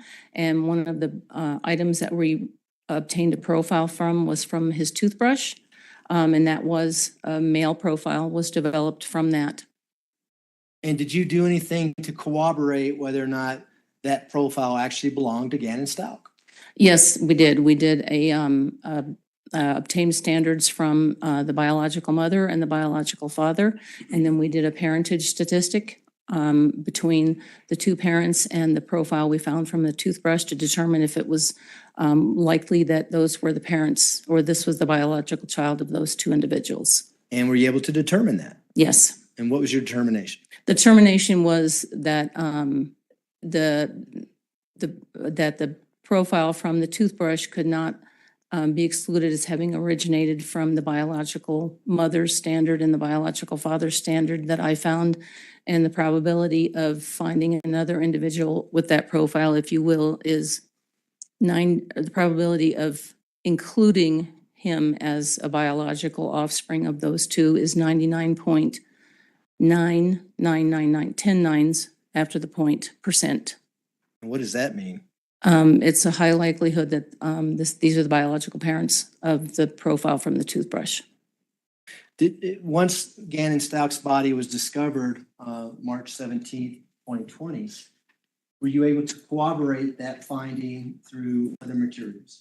I was through bone samples. What bone samples did you get and what did you do? I was provided with bone samples that were transferred or transported to the El Paso County Coroner's Office, and they prepared some bone sample and bone marrow sample for me because I don't have the means to break down a bone. So they provided me samples and I took a portion of those samples and the profile from the bone sample matched the profile from the toothbrush. And was that bone sample from a femur bone that was created, or at least the DNA sample was created for you to examine from a Dr. Leon Kelly? Correct. He's the pathologist here in Coral Springs? Yes. Did you also get information with regards to what a DNA forensic analyst was doing out in Florida with regards to a rib bone belonging to Gannon Stauch? My understanding is that they were attempting to obtain a profile and they were putting it into like a database to determine, or as under the category of unidentified human remains. I don't know what the outcome of that entire thing was. Did they reach out to you to confirm whether or not they had a match with regards to this rib bone that they did DNA analysis on in Florida? We did, yes. And was there a match with regards to what profile they obtained in Florida? Yes, with the toothbrush sample. Okay. And so the last item I want to talk to you about was Gannon Stauch's fingernails. Were you able to do DNA analysis on his fingernails as well? I did perform DNA on the fingernails in an attempt to get a DNA type that would verify that a known DNA sample from him. I was not able to obtain full profiles on those samples. Were you able to obtain enough to know whether or not there was a connection between his fingernails and the toothbrush, for instance? Yes, I was. And tell the jury about that. What did you find? Well, I found a low-level DNA profile, but there was enough information to calculate a statistic on to match them to each other. Based on everything you just talked about, is the profile that you obtained from the toothbrush in the beginning the DNA profile for Gannon Stauch? Yes, And is that the profile you used in your analysis of particular unknown items, particularly from 6627, Mandan Drive, and other areas with regards to the profile from Gannon Stauch? that is the profile that I used until I obtained the bone sample profile, which was more, the toothbrush sample is what we consider a secondary standard, not knowing who the individual is, and the bone sample just verified that. But yes, I did use the toothbrush sample for comparison. Okay. Did you also obtain some buccal swabs from the defendant, Letecia Stauch here, and obtain a DNA profile from those buccal swabs? Yes, I did. And did you also use that in your analysis when you're comparing knowns to unknowns? Correct.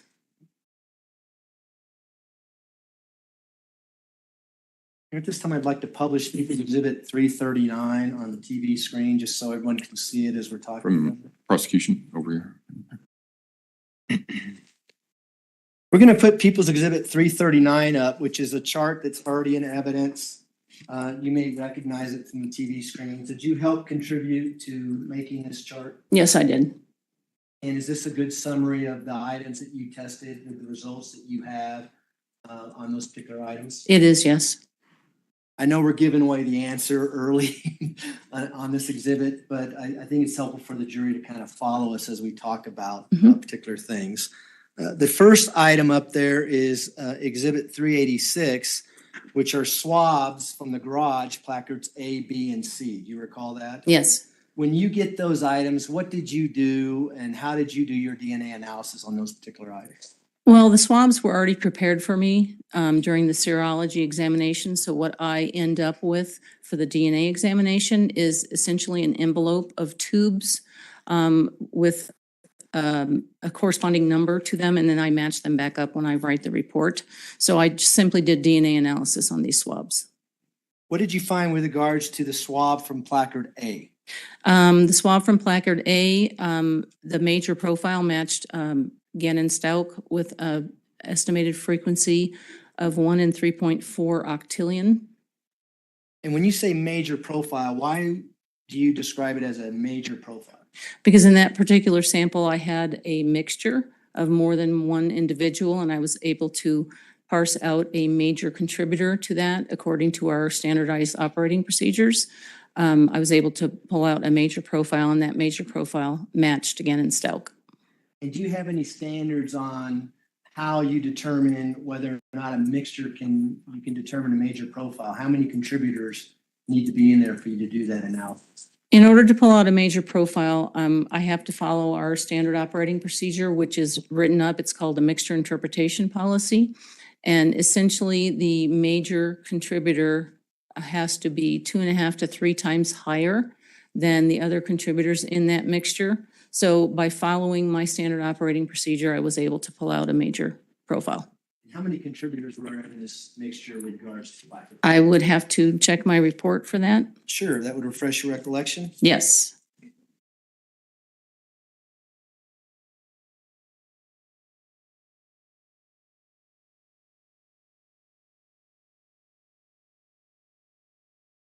Top of page. From Yeah. swab A, I had a mixture of 2 contributors, one of which was male. That major profile, the major male profile matched Gannon Stauch. And we know this is at least presumptively blood. Is blood a very enriched item that has DNA in it? It's a very rich source of DNA, yes. Is it common, for instance, when you're swabbing a garage floor or for the instance, this podium, you might find several different profiles on that? You could, yes. Is the fact that it may be blood, would that contribute to Gannon being the major profile in this two-person mixture? I can't say that the DNA, I can only tell you that because it was presumptively positive for blood, we know there's a good indication that there's blood in here, but I can only tell you that the major profile is attributable to Gannon Stauch. What about placard B? Placard B, that was also a mixture of two contributors, one of which was male, and the major male profile matched Gannon Stauch at, again, estimated frequency of 1 in 3.4 octillion. And so when the jury has this chart back in deliberations, People's Exhibit 339, where it says major profile matches Gannon, is that always going to be a mixture? Not necessarily. Major, yes. When you hear the term major, that means that the DNA profile was a mixture, but that a major was able to be parsed out of that. Whereas we get to placard C where it says matches Gannon. Tell us about placard C. Placard C was a single source male profile, and that profile matched Gannon Stauch with an estimated frequency of 1 in 3.4 octillion. And so when there's a single source profile with People's Exhibit 339, indicate that item matches Gannon. Correct. Just so we're clear. So mixtures, you'll see the word major profile. Yes, Source, you'll just see match. correct. Okay.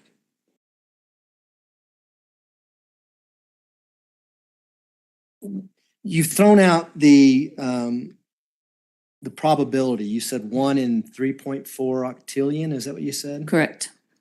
What does that mean? What does that mean to this jury? An octillion is a 3, for instance, we just rounded off to 3 octillion. That's a 3 followed by 27 zeros. And why do we do that? It's to give you an indication of the uniqueness of the profile, how often each of the alleles occur in the general population. And so is it also to confirm that that is in fact Gannon's blood in placard C on the garage floor? We don't provide source attribution. We don't say this profile originates from. We provide you with the fact that it's a match and the statistic that gives you an indication of the uniqueness of the profile. Lawyers ask you that, don't you? Yes. I won't ask you that. Okay. Let's go to People's Exhibit 503, which is labeled Carpet 1 from Gannon's room. What did you do with that and what did you find? Again, this was in a tube already prepared for me, and it was extracted or examined. It was analyzed for the DNA profile. And that's 506, you said, or 503? It's People's Exhibit 503, so it would be in your report. Cutting from It'd be the top of the carpet. carpet? Yep, right. Yes, that cutting from the top of the carpet was a single source male profile that matched Gannon Stauch with an estimated frequency of 1 in 3.4 octillion. And did you also do a DNA analysis on the padding, or at least a cutting from the padding with regard to that same carpet? The cutting from the padding was the same result, a single source male profile that matched Gannon Stauch with an estimated frequency of 1 in 3.4 octillion. We can go now to People's Exhibit 503, which is labeled there on 339 as face of outlet cover for Gannon's room. Did you recall getting a cutting or to that item? This was a swab, and that's 512. People's Exhibit 512, yes. Yes, I thought you said 503. These were swabs of a stain from the face of the outlet cover and the inside edge of the plug window. And I analyzed one of the samples that was prepared in a tube for me. And that was a mixture of two contributors, at least one of which is male. The major male profile matched Gannon Stauch with an estimated frequency of 1 in 3.4 octillion. So this is another two-person mixture. How do you know at least one is male? What do you do to determine? There are 3 areas on the DNA, on our DNA graphic printout that tells us if there's a male present. One is actually a location on the Y chromosome. The other is the sex chromosomes, the X and Y. If I see a Y, I know there's a male. And there's also another area on the Y chromosome that's present if a male is present. And the next item on 339 is People's Exhibit 516, which is a swab of the electrical socket in Gannon's room. What did you find with regards to that? That was a single source male profile that matched Gannon Stauch with an estimated frequency of 1 in 3.4 octillion. And then People's Exhibit 504 is carpet 2 from Gannon's room. What did you find with regards to that? That was a single source male profile that matched Gannon Stauch with an estimated frequency of 1 in 3.4 octillion. Is that as high as you can go as far as the frequency? No, You can go higher than that. Huh? yes. How high can you go? It depends on what the alleles are because it's based on the frequency of occurrence of a particular allele. That makes so much sense to me. It's based on the DNA profile. If people have rare DNA profiles, because sometimes we do, like they'll have a rare reading at a location. So the frequency of occurrence of that is less, which makes the statistic higher. Okay. The padding, I'm assuming, is the same for carpet 2? Yes, the padding is the same, a single source male profile that matched Gannon Stauch with a frequency of 1 in 3.4 octillion. Now, the next item is People's Exhibit 332, if I may approach, Your Honor. You may, go ahead. With regards to People's Exhibit 332, did you actually do the serology on this item as well? I did the serology on this, yes. I'm going to hand it to you in just a second. Show you the bag first. Okay. I recognize it because I recognize the barcode label that's on there and my initials and date when I resealed it is on there as well. Now I'll show you the board. Yes, Does it show here where you did your serological examination? yes, Did I say that right? serological. I'm doing the best I can. That's your fine. All right, permission to publish to the jury? You may, go ahead. And if you wouldn't mind stepping out and just showing the jury where you took your swabs or what you did with regards to this board. The first thing I did is I noted possible blood staining. We call it red-brown staining until we identify it as presumptively positive for blood. So I've got an area marked here that is dark red-brown staining. I've also got a lot of little dots located that I did not test these dots because they're too small and I was afraid I was going to consume them. Thought is if we're going to process them for DNA, we need to take them straight to DNA without any processing. So this one here was positive for the presumptive presence of blood. And then at a later time, I swabbed these 2 areas because they fluoresced with using an alternate light source. So I took a swab from here, swab from here, a swab from here, and then I swabbed the edges of the board, wondering if anybody had handled the board. So I took 4 samples total. While we're up here, with regards to 339, we see 332 on the board. You said it's presumptive positive for blood. What swab are we talking about that actually matches Gannon? That is this large stain here. Did you find anything with regards to your other swabs? I did. I have a feeling I have to go review my report. That's fine. We can put this down ahead to do that.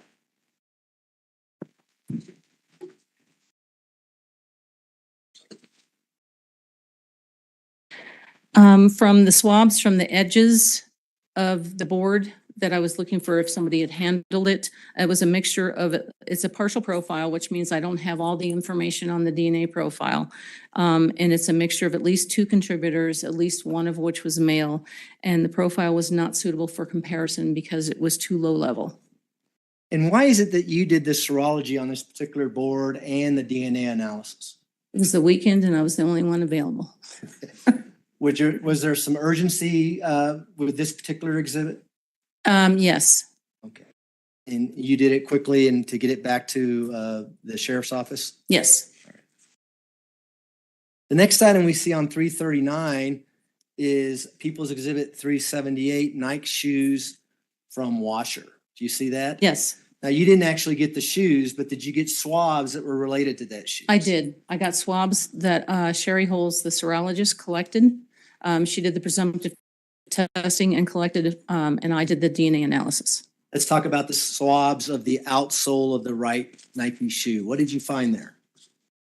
The swabs from the outsole of the right Nike shoe matched, it was a single source male profile that matched Gannon Stauch with an estimated frequency of 1 in 3.4 octillion. What happens to DNA when you place items in a washing machine and wash them? It depends on the nature of the stain. It depends on a lot of things.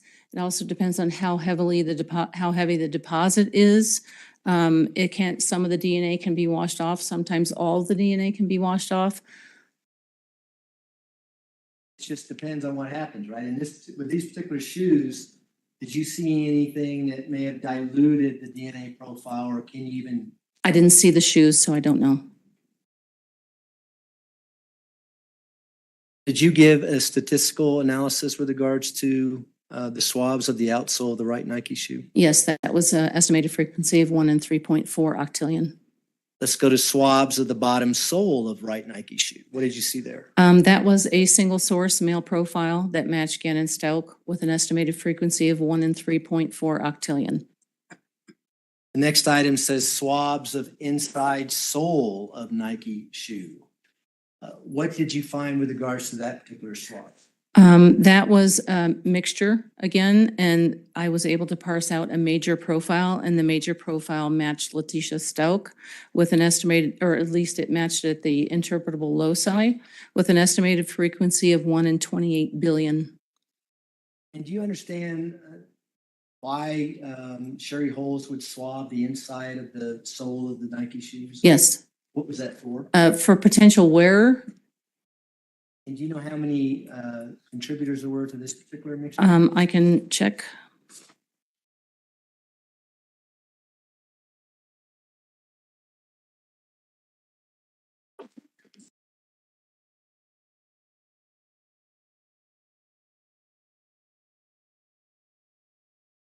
From the interior,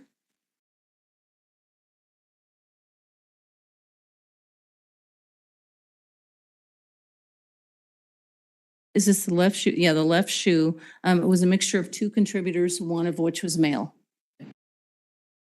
We can scroll down now, please, on 339. One more, please, up. So now we're on the swabs of the inside sole of the right Nike shoe. What did you find there? The swabs from the inside sole of the right Nike shoe is mixture of 2 contributors, one of which was male. The major profile matched Letecia Stauch at the interpretable loci with an estimated frequency of 1 in 730 septillion. Do you know what kind of body fluids or what kind of cells we're looking at with regards to these 2 swabs of the inside of the Nike shoe? You're looking mostly for skin cells that have kind of rubbed off or fallen off over the course of time. Would sweat be a good contributor to that? Well, sweat can contain skin cells in it, but sweat is actually a liquid. And if there are cells in the liquid, then you're obtaining a DNA profile from the actual cells, not from the liquid. Okay. The next item we see on People's Exhibit 339 is People's Exhibit 459, which is swabs from base of box and garage south of boards. What did you find with regards to that? That was a partial single source profile that matched Gannon Stauch at the interpretable loci with an estimated frequency of 1 in 87 quadrillion. And what does partial single source profile mean? Partial means that I'm only seeing evidence of one person in this particular DNA sample, but I'm not able to, the technology is not able to detect some of the locations because it's just a low level of DNA. I don't have enough DNA. And so for the jury's, in my benefit question, you've got the profile from the toothbrush, Gannon's profile. Yes. You've got a profile from the swabs of this box in the garage. Yes. One profile has all the, are they called alleles? Loci. Loci. Alleles, so loci would be better. It's like the locations on the DNA. The unknown may not have all the same locations, but enough for you to call it a match. Correct. Is that fair? Yes. We can now go to 518, which is swabs, base of stairs and garage under cord. Do you see that? Yes. Did you test that for DNA analysis? I did, and I obtained a profile that was a mixture of 2 contributors, at least one of which was male. The major profile matched Gannon Stauch at the interpretable loci with an estimated frequency of 1 in 3.8 quintillion. We're just gonna go down the list. People's Exhibit 190 or 278, do you see that? Yes. Swabs from Gannon's bed, which was presumptively positive for blood. What did you find there? The swab from Gannon's bed was a partial profile, a single source male that matched Gannon Stauch with an estimated frequency of 1 in 450 sextillion. Exhibit 192, a blue and white scrub brush head bristles. The blue and white scrub brush was a mixture of at least two contributors, at least one of which was male. The major profile matched Gannon Stauch at the interpretable loci with a statistic or an estimated frequency of 1 in 120 septillion. People's Exhibit 193, quickie scrub brush backside. That was a mixture of two contributors, at least one of which was male. The major profile matched Gannon Stauch at the interpretable loci with an estimated frequency of 1 in 2.3 trillion. Then we have 191, a red and white Brillo scrub brush top flat surface. What did you find with regards to that? That I obtained only a partial DNA profile that was not suitable for comparison, but there was one male. It's a profile of at least one male. Was that a mixture or was it a single source? My conclusion was at least one male, so we're thinking it could possibly be two, but thinking it's one. And could that be impacted with regards to that particular item if it had been washed in a dishwasher? Would that impact the DNA that may be on it? Yes. Is that obvious why that might happen? Well, a dishwasher obviously washes dishes like a washing machine, but contained in the soap and that whatever additives you put in the dishwasher, there's bleach in that soap, and that can break down the DNA. The next item we see on 393 is People's Exhibit 361, Peak suitcase from South Carolina, mesh lining inside. What did you find there? That was a single source male profile that matched Gannon Stauch with an estimated frequency of 1 in 3.4 octillion.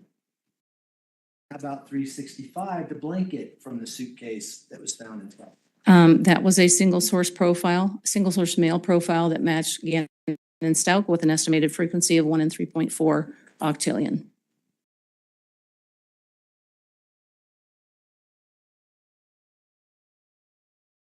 The next item we have on there, it says teal couch pillow from basement.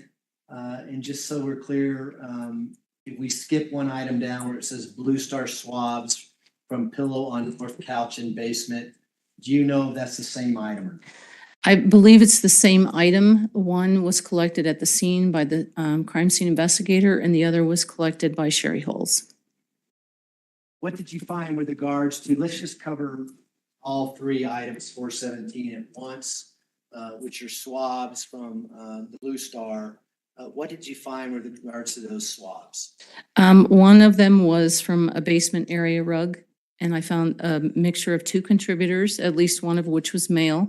The major male profile matched Gannon Stauch with an estimated frequency of 1 in 3.4 octillion. The minor was attributable to an unknown individual, and I gave it a number 1. Why did you give it a number 1? Because when you find an unknown profile that you don't have a standard to compare it to, you just start counting. So this was the first one. And is that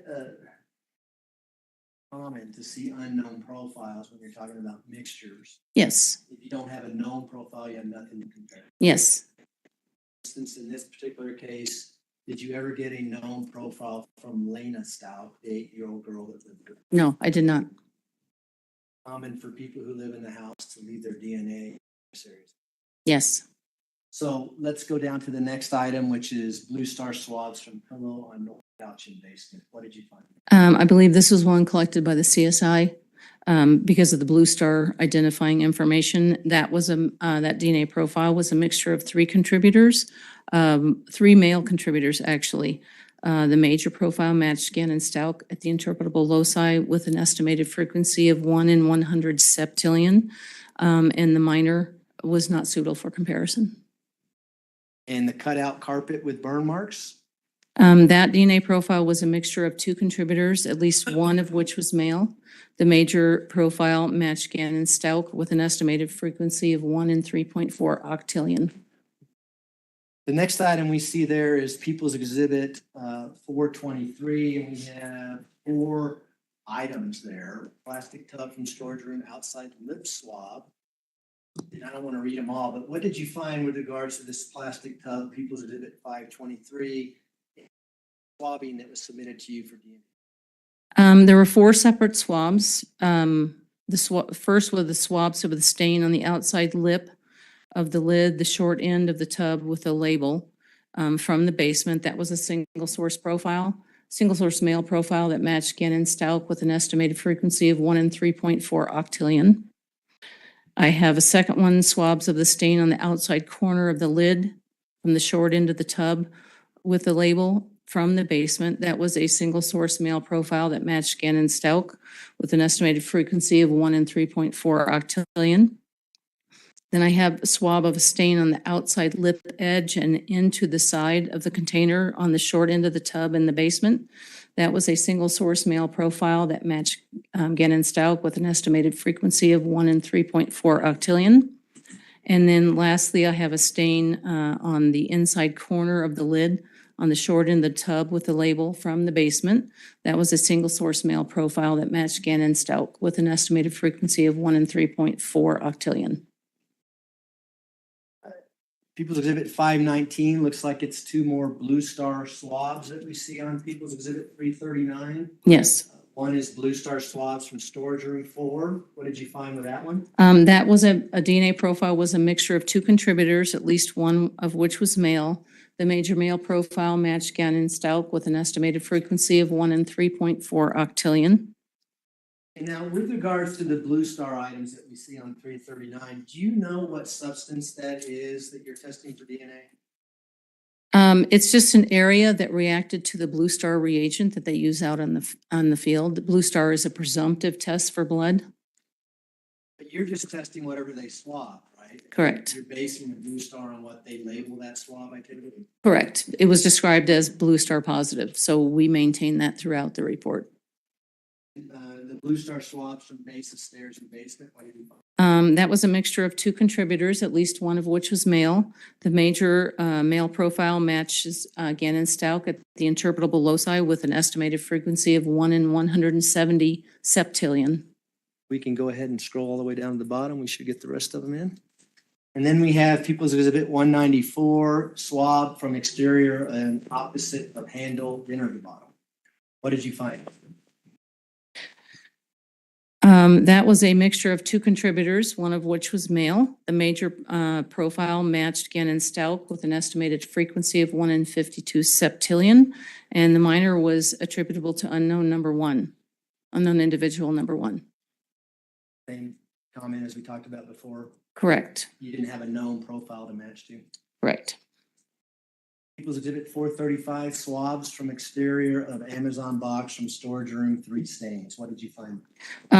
For all 3 stains, they were all single source male profiles that matched Gannon Stauch with an estimated frequency of 1 in 3.4 octillion. So you did a test on all 3 of these different DNA samples? Correct. And the DNA profile and the statistic is the same for all 3.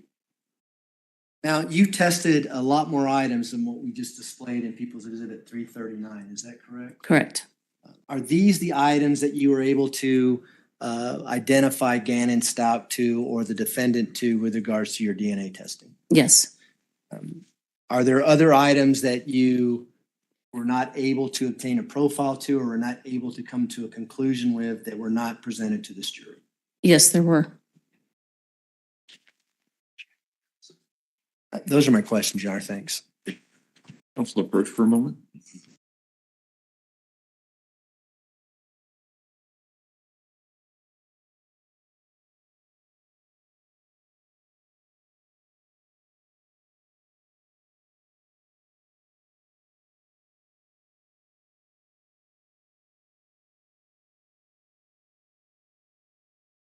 So basically everything that, all the swabs that they did of the blood was sent off to this DNA analyst and forensic serologist, and they all tested positive for Gannon's blood. Some were a combination of Gannon and another Recommendation, unknown. Mr. Cook? Thank you.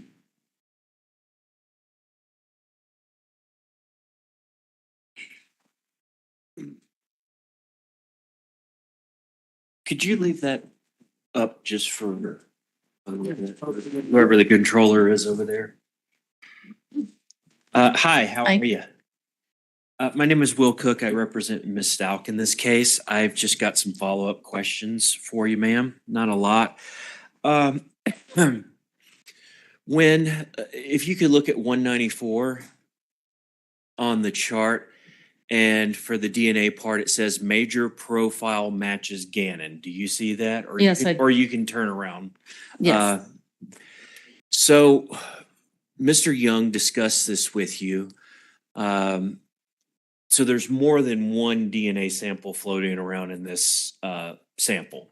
There's evidence of 2 individuals in this mixture. Okay. You fully developed the other sample or the other DNA contributor or the other profile, I guess the minor profile? When a sample is in a test tube and I develop a profile, and I obtain the graph, this is what I get. There's no more developing portions of a profile. I develop a profile, and this one happened to be a mixture, and I have an unknown individual identified as the minor contributor. Okay.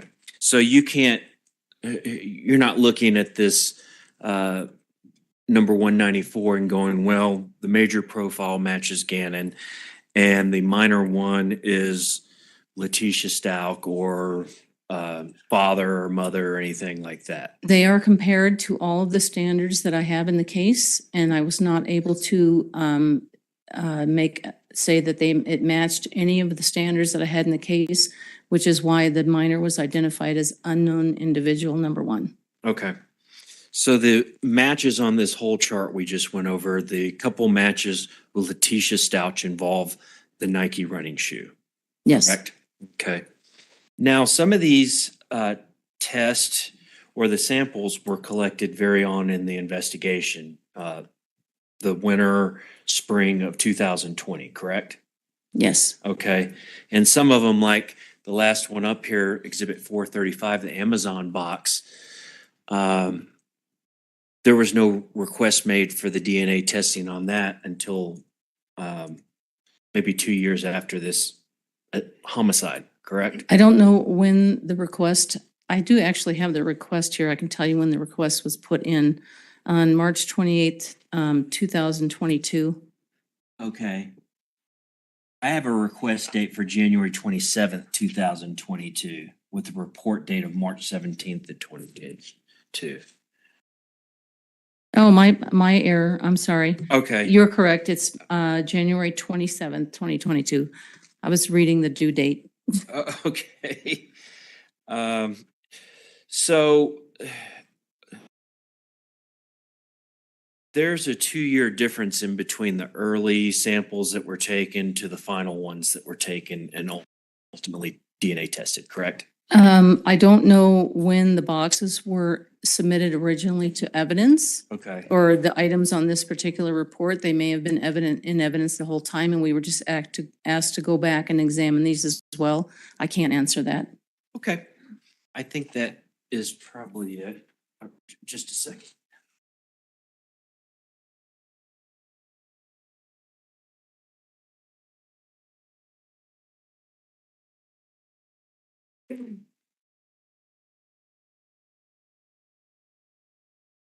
As one of your, who were the standards you were using? You had Letecia Stauch, Yes. Gannon, Yes. Gannon's father, Yes. Gannon's mother, Correct. Gannon's sister, Lena. No, I did not have that standard. You didn't have Lena? No. Okay. Did you have a Harley Hunt?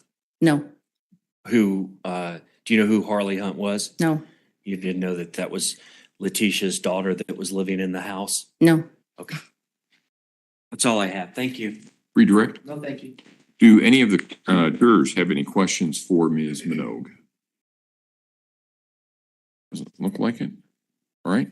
Well, I'm shocked they never Ladies and got gentlemen. Harley or Ms. Minogue, Lena's you can go ahead and DNA. step Okay, down. I'm thank sorry, you. ma'am. That's all right.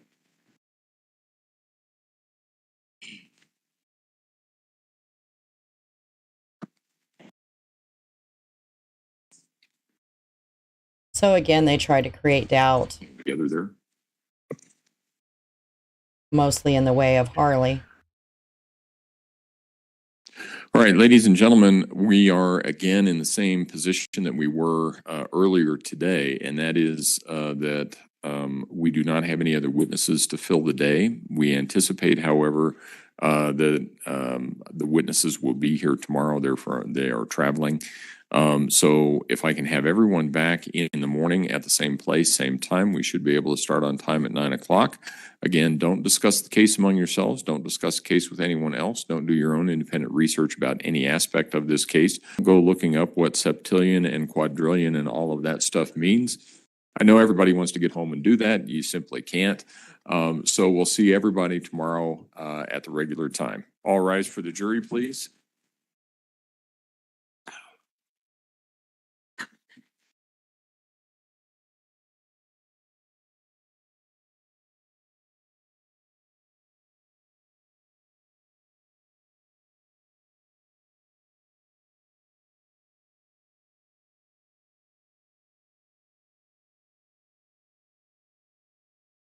So the prosecution still has one more local witness.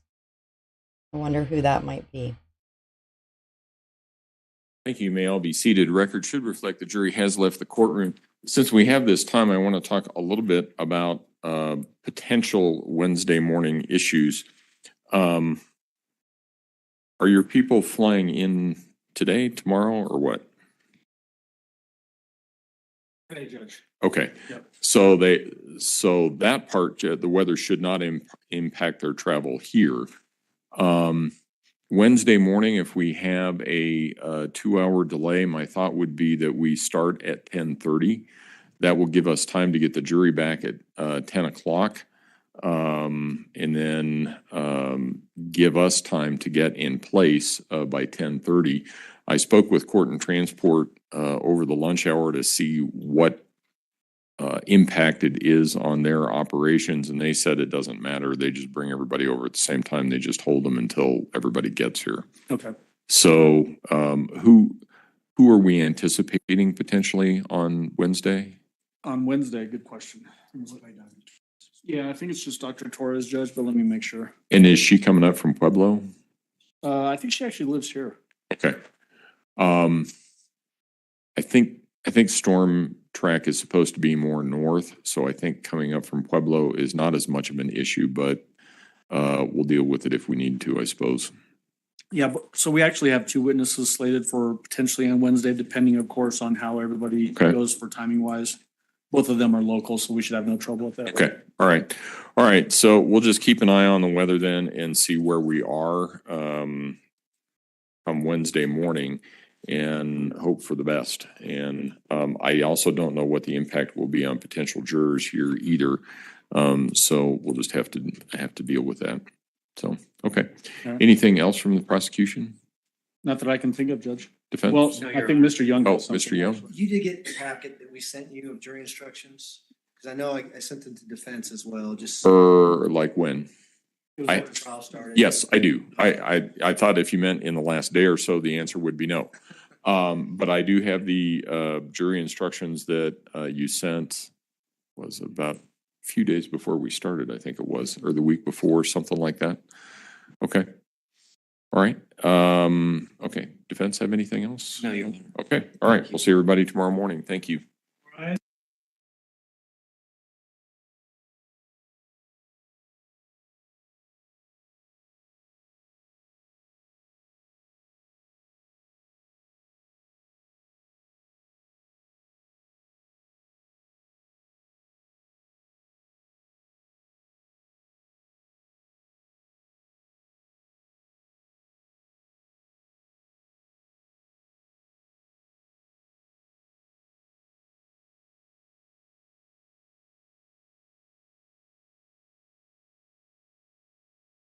All right, so court recessed early today. Just real quick, we really only heard from Sherrie Holes and Donna Minogue.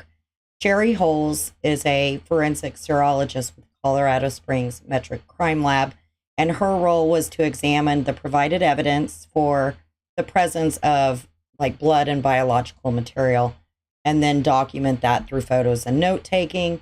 Then she would consolidate any evidence that they needed DNA obtained on, and she send those on to Donna Minogue. They obtained Gannon's toothbrush, buccal swabs from his mom and dad. They tested the blood stain on the carpet, the stairs, the floor of the garage. They tested the foam padding, the electric outlet cover and socket from the basement. Then they also got buccal swabs and fingernail swabs from Letecia. The inside sole of Letecia's shoes were swabbed in order to find DNA, basically to, who's the owner of the shoes. And they swabbed the entire outsole of those for DNA. The right shoe tested positive for blood. She was asked what would happen if the shoes had been washed, like would DNA survive that process? And she testified that it would vary depending on how they are washed, but that she did note the shoes had a strong, clean odor and discoloration on the outside where she had tested for blood, basically indicating Letecia tried to wash her shoes to get the blood off of it, right? The plastic tub and lid, the one that was found in the basement storage room, scrub brushes that were found in the dishwasher, a pillow on the basement couch, an Amazon box that was in that storage room, the pink suitcase from the storage room, and then a blue blanket that was placed inside of that pink suitcase. Those were also all swabbed and tested positive for blood. So then Donna just basically testified to confirm she is the one that did the actual DNA analysis on everything. And basically, to sum it up, everything matched Gannon's DNA. The swab from the inside sole of the shoe was a mixture of Letecia and one of a male. The rest of the DNA profiles she tried to obtain, most of them at least, all contained Gannon unknown. And they were not able to connect that unknown to anybody else's profile. But surprisingly, she said they did not have Harley or Lena's DNA to compare any of the unknowns to. And that was brought up by the defense. So once again, I felt like they're just trying to create that doubt that, hey, maybe Harley did all of this. Maybe her mom's covering for her or something, crazy like that. So that's where we're at. I believe that the prosecution only has, 5 witnesses left, and they said that 2 of those are local. One is going to be a doctor from the jail, and then the defense is going to call their witnesses on Monday. They're supposed to have bad weather in Colorado this week, so they're unsure, playing it day by day, how, if there will be trial that day or not. And like I said earlier, if there is not, I will post it on my community tab. So that's it for the day, you guys. I appreciate, as always, you being here with me, being here in our chat, and listening. If you haven't yet, please like the video and obviously subscribe. Hit the notification bell so that hopefully